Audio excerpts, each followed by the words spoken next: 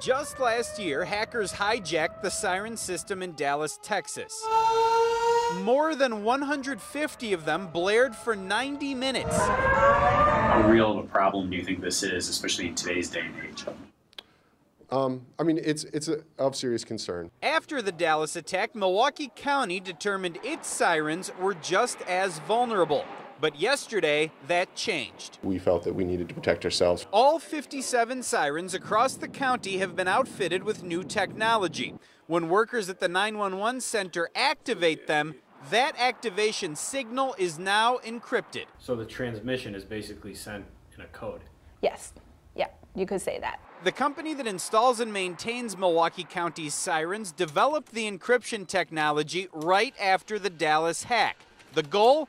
To protect older model sirens from tampering. Of course, 20, 30 years ago, not many people are using computers or things have changed over the decades. Milwaukee County hopes the extra security will keep its warning system credible. We don't want to be the person that cries wolf.